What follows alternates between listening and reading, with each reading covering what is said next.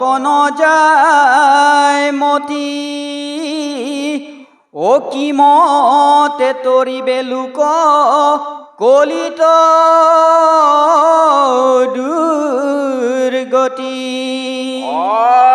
কলিৰ চেষ্টা শুনি থিৰনো হিকায় কহিও ইহাৰ গুৰু তৰণ উপায় কোন বা পৰম ধৰ্ম অধৰ্ম কলিত ও কহি উক গুৰু মূৰ থিৰ কচিত কালৰূপে ঈশ্বৰৰ গতিকে নথান আতি প্ৰলয়ৰ কহি ইউককে নমান কোন যুগ ধৰ্ম ইটো চাৰিও যুগৰ ও কহি গুচুক মূৰ সংশয় মনৰ অন্তকালে গুৰু ভৈলা তুমি মহাভাগ কত পুণ্য কৰি সুধি বাক পাইলো লাগ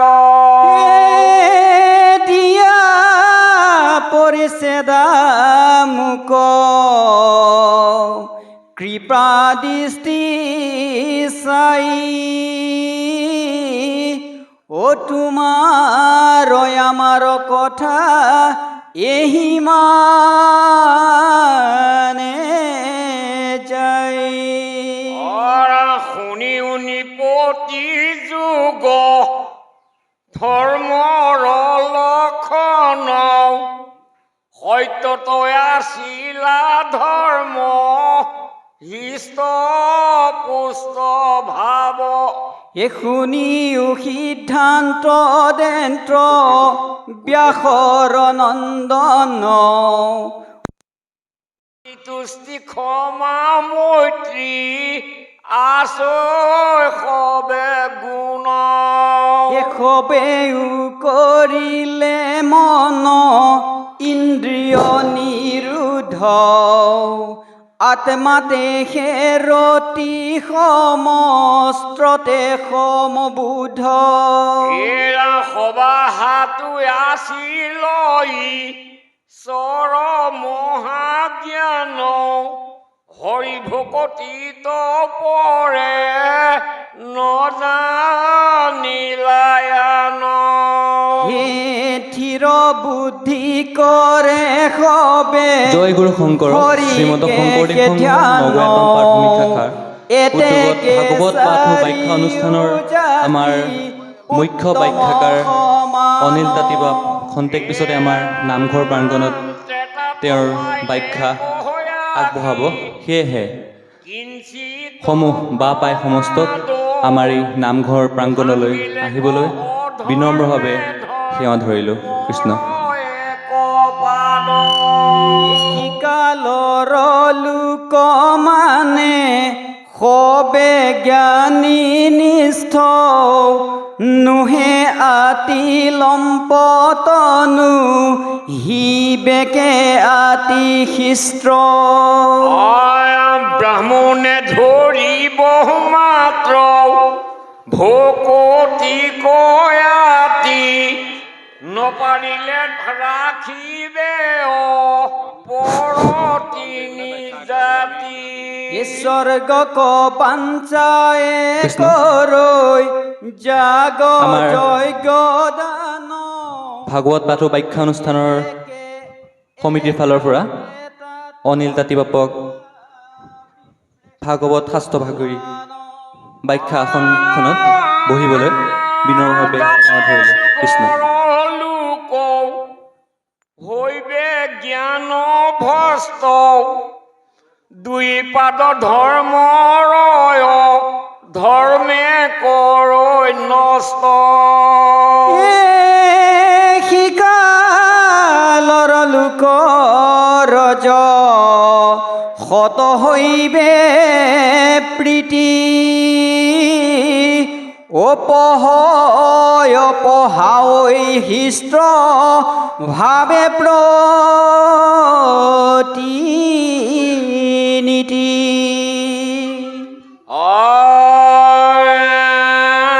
সবেও শ্ৰীমন্ত আতি কুটুম্ব বিস্তৰ ধনজন গৃহ বিষয় ইয়ত পৰ ৰাত্ৰি দিনে সকামকৰ মতয়া শকতি ব্ৰাহ্মণ ক্ষত্ৰিয় মাত্ৰ ধৰিবে ভকতি এতেকে খেদা পৰত আছিলা সমান ব্ৰাহ্মণ ক্ষত্ৰিয় দুয়ো উত্তম প্ৰধান কলিতয় ধৰ্ম হৈবে হিস্ত্ৰ পুস্ত্ৰ ভাৱ ধৰ্মৰ ভাঙ্গিবে সিটো দুষ্টে তিনি পাওঁ চতুৰ্থ চৰণ উপাসে কৰিবে নষ্ট কলিত যতে কলুক ভৈলা ধৰ্ম ভস্ত মিলিবে পৰম লোভ হুইবে অনাচাৰ দাৰুণ নিৰ্দয় যেন ৰাক্ষস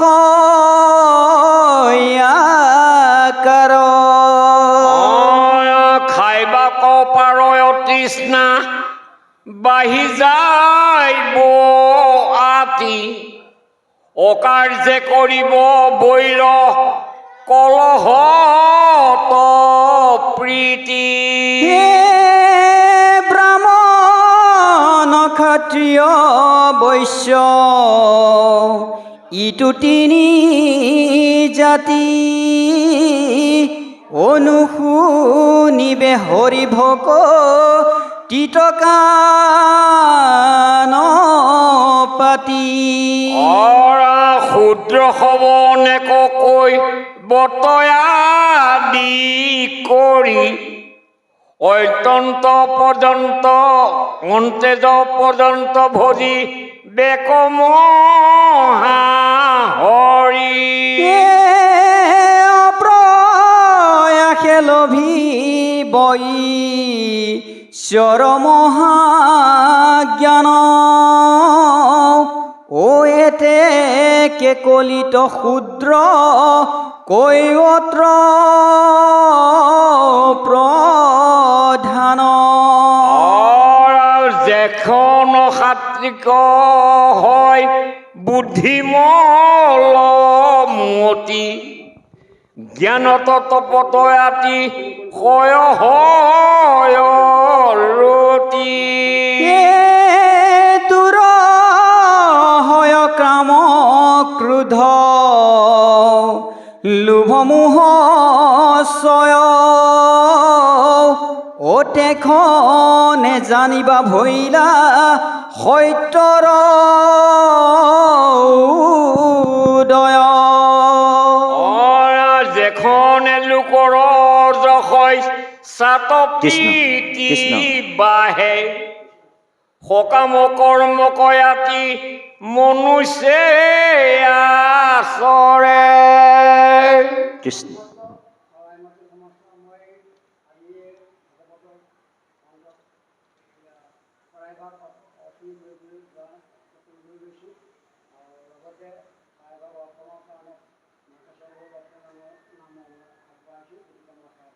কৃষ্ণ ঔ হৰি ও ঔ ৰাম হৰাম নমো কৃষ্ণ কৃষ্ণ কৃষ্ণ পৰম শ্ৰদ্ধাৰ বাপাই সমস্ত আপোনাৰ সব হৈছে মহামহন্ত নৰৰূপী নাৰায়ণ বৈকুণ্ঠৰ পাৰিষদ স্বৰূপ আজি নগয়াপাম যি বৈকুণ্ঠ ধাম পুণ্যতীৰ্থ গুৰুগৃহ কলিযুগৰ শ্ৰেষ্ঠতম যজ্ঞ জ্ঞান যজ্ঞ মহাভাগৱত পুৰাণ ভোজ্য মহাভাগৱত দুদিনীয়া কাৰ্যসূচীৰে শ্ৰৱণ আৰু কীৰ্তন ধৰ্ম পালন কৰিছে আৰু এই মহান পবিত্ৰ অনুষ্ঠানটিত নিৰন্তৰে পাঠ আৰু ব্যাখ্যা অনুষ্ঠানভাগ চলি আছে। আমাৰ পৰম সুহৃদ জ্ঞানেজ্যেষ্ঠ বয়োজ্যেষ্ঠ শাস্ত্ৰজ্ঞ বেদজ্ঞ আমাৰ পৰম শ্ৰদ্ধাৰ বাপজন পাঠভাগী আপোনাসবক কুকিল কণ্ঠেৰে পাঠ কৰি শ্ৰৱণ দিয়াইছে। আমি বাপজনৰ চৰণত সেৱা জনোৱা হৈছে। লগতে যুৱ পাঠক এজন আছে, তেখেতক সহযোগ কৰি আছে। আমি বাপজনলৈ শ্ৰদ্ধা জ্ঞাপন কৰা হৈছে। দ্বাদশ খণ্ড ভাগৱত চলি আছে আৰু প্ৰায় 11টামান বজাতে এই অনুষ্ঠান ভাগ বিৰাম হ'ব। গতিকে উদ্যোক্তা মণ্ডলীয়ে আমাক আজ্ঞা কৰিছে যে মহাভাগৱতৰ পাঠ আৰু ব্যাখ্যা অনুষ্ঠানটো যিহেতু যোৱাকালিও হৈছে, যোৱাকালিও আমি প্ৰায় 3 ঘণ্টা আপোনালোকৰ মাজত আলোচনা কৰিছিলোঁ ঈশ্বৰৰ কথা আৰু 1 ঘণ্টামান আপোনাসবৰ মাজত ঈশ্বৰৰ কথা আলোচনা কৰি আমিও বিদায় মাগিব লাগিব। কৃষ্ণ। গতিকে কৃপালু বাপাই সমস্ত দ্বাদশ খণ্ড ভাগৱতৰ ধৰণী গীতা নামৰ এটা মানে অধ্যায় আমাৰ পৰম শ্ৰদ্ধাৰ বাপসকলে পাঠ কৰিছে। আমাৰ ইয়াত কিন্তু ধৰণী গীতা নাই, আমাৰ এই পুৰণা ভাগৱত। গতিকে আমি পদবন্ধে আছে যদিও মই পোৱা নাই, বিচাৰি পোৱা নাই, বাৰু বিচাৰিম। কিন্তু কথা হ'ল কি, ভাগৱতৰ 12টা স্কন্ধ, তাৰ ভিতৰত একাদশ খণ্ডটো গুৰুজন বস্তুৱে সৃষ্টি কৰা আৰু দ্বাদশ খণ্ডটো গুৰুজন বস্তুৱে সৃষ্টি কৰা পদবন্ধে। গতিকে এই ধৰণী গীতাৰ উদ্দেশ্য লক্ষ্যটো হৈছে ধৰিত্ৰী মাতৃয়ে মানে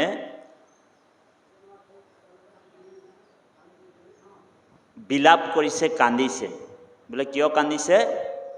তো এইটো কাৰণে বিলাপ কৰিছে, কান্দিছে ধৰিত্ৰী মাতৃয়ে যে মোৰ কাৰণে পৃথিৱীৰ বহুত পৰাক্ৰম ৰজাসকল, সেই ৰজাসকল মোৰ কাৰণে কাজিয়া লাগি, মাটি বাৰীৰ কাৰণে কাজিয়া লাগি মোৰ ইয়াতে বিলীন হৈ গ'ল। গতিকে তেওঁ এটা দুখ অনুভৱ কৰিছে। তেওঁ কৈছে, ক'ত গ'ল দুৰ্যোধন, যি নেকি পাণ্ডৱক বোলে মানে বেজীৰ অগ্ৰ সমানো মাটি নিদিয়ে, হয়নে বাৰু? সেইবুলি অনুতপ্ত হৈছে নিজেই। কৈছে আজি বোলে সেই দুৰ্যোধনটো পৃথিৱীত নাই, আছেনে? নাই। ক'ত গ'ল হিৰণ্যকশিপুৰ, ক'ত গ'ল বোলে আপোনাৰ সেই ৰজাসকল, যি ৰজাসকল এই মোৰ কাৰণে বোলে ইমান কাজিয়া পচাল কৰি কিমান কিমান জীৱবিলাকক বধ কৰি দিলে, মানুহক মাৰি পেলালে, হয়নে বাৰু? কিন্তু আজি দেখোন সিহঁতি নাই, ছাৰখাৰ হৈ গ'ল, হয়নে বাৰু? গতিকে এই মাটিটোৰ কাৰণে, ভূমিৰ কাৰণে কিমান ৰজা মহাৰজাবিলাক। আৰু আমি যদি ইতিহাস চাব যাওঁ, আমাৰ এই বেছি দিনৰ ঘটনা নহয়। আপোনাৰ ধৰি লওক এজন আমাৰ মোগল আক্ৰমণ কৰিছিলে 17 বাৰনো কিমান বাৰ, হয়নে বাৰু? আকবৰ নিচিনা এজন পৰাক্ৰমী ৰজাসকল 17 বাৰ আক্ৰমণ কৰি আজি কিমান ধন সোণ টকা পইচা ভাৰতবৰ্ষৰ পৰা লুটি লৈ গুচি গ'ল, হয়নে? আজি জানো আকবৰ আছে? আকবৰক বোলে তেওঁ নিজৰ খুলখালিয়ে মাৰি পেলালে, হয়নে বাৰু? গতিকে এই ধন টকা পইচা ঐশ্বৰ্য বিভূতি এইবিলাক যে অসাৰ, এইটো তাতে ক নাতে ক, সেইকাৰণে এই কথাবিলাক ভাগৱতৰ যোগেদি আমাক কৈ আছে বাপাই সমস্ত, যে আমিও এদিন ইয়াৰ পৰাই আমি সৃষ্টি হৈছিলোঁ, জন্ম হ'লোঁ পৃথিৱীৰ পৰাই, আৰু পৃথিৱীতে আমি এদিন বিলীন হৈ যাব লাগিব, হয়নে বাৰু? গতিকে এই পঞ্চভূত শৰীৰটো, আমি এই পঞ্চভূত শৰীৰটো পাই কিনি আমি এই পঞ্চভূততে আমি মিল হৈ যাব লাগিব। গতিকে সেইকাৰণে আমাক যিজন চৈতন্য কৰি আছে, যিজন কৃষ্ণ, সেই কৃষ্ণক আপুনি মই পাহৰি, ভগৱানক পাহৰি এই পঞ্চভূত শৰীৰটোকে মই বুলি ভাৱ কৰি ৰাখিছোঁ। মানে এই দেহটোকে মোৰ ভাৱনাত পৰি আছোঁ, আৰু দেহটোৰ প্ৰতি আমাৰ বেছি মমতা আছে। দেহটোৰ কাৰণে আমি কিমান কি নাই কৰা, হয়নে বাৰু? আনৰ অপকাৰ কৰিছোঁ, আনৰ ক্ষতি কৰিছোঁ, আনৰ ধন টকা পইচাৰ ওপৰত আমাৰ লোভ আছে, হয়নে বাৰু? কিন্তু এই ধন টকা পইচাই জানো আমাক সুখ, পৰম সুখ দিব পাৰে বা দিব পাৰিবনে? আগলৈকে দিব পাৰিছেনে? গতিকে এইবিলাক চৰ্চাই ভাগৱতৰ যোগেদি আমাক ৰজা পৰীক্ষিতক শুকগুৰুৱে কৈ আছে, আৰু পৰীক্ষিতৰ যোগেদি মানে পৰীক্ষিত নিমিত্ত মাত্ৰ, শুকগুৰুৱে এই সমগ্ৰ বিশ্ব উদ্ধাৰৰ কাৰণে ভাগৱত আমাক কৈ আছে। গতিকে কৃপালু বাপাই সমস্ত ইয়াতে কৈছে যে কলি যুগ, 4টা যুগ আছে, সত্য, ত্ৰেতা, দ্বাপৰ আৰু কলি। সত্য যুগৰ আয়ু হৈছে 17,28,000 বছৰ, সেই যুগটো পাৰ হৈ গ'ল। তাৰপিছত হৈছে ত্ৰেতা যুগৰ আয়ু হৈছে 12,96,000 বছৰ, আৰু সেই যুগৰ যুগধৰ্মটো আছিল যজ্ঞ কৰা। তেনাহি একোজন বোলে পাপ নকৰা মানুহ এজনো নাই বুলি কৈছে। এই দ্বাদশ খণ্ডত ওলাই গ'ল, বাপে পাঠ কৰি আছে, বোলে পাপ নকৰা মানুহ এজনো নাই। বোলে পাপটো হ'বই, কাৰণ কলিযুগ। ইয়াত সন্ত মহন্ত গোসাঁই লাগিলে যিয়ে হওক, কলিয়ে আহি কিনি তাৰ অকণমান হ'লেও খুঁটিটো লৰাই দিব। হৰি ৰাম। সন্ত মহন্ত গোসাঁই লাগিলে যিয়ে হওক, বোলে কলিয়ে আহি কিনি তাৰ অকণমান হ'লেও খুঁটিটো লৰাই দিব, কাৰণ কলিযুগ হয়। সেইকাৰণে সাধু সদায় সাৱধান হৈ থাকিব লাগিব, আপুনি মই দেই, কাৰণ কলি কোন ফালৰ পৰা আহিব কোনো ঠিক নাই। সেইকাৰণে দ্বাদশ স্কন্ধ ভাগৱতত আমাক বুজাইছে, ভাগৱত মানে আমাক ভকতসকলৰ কাৰণে বৰ সুন্দৰকৈ মানে অধ্যায়টো ইমান সুন্দৰকৈ বুজাই দিছে যে কলি কোন ফালৰ পৰা আহিব কোনো ঠিক নাই। বৈষ্ণৱ যিজন গৰ্ভতেই কৃষ্ণক দৰ্শন পাইছিলে, সেইজনা কোন বাৰু? ৰজা পৰীক্ষিত, হয়নে বাৰু?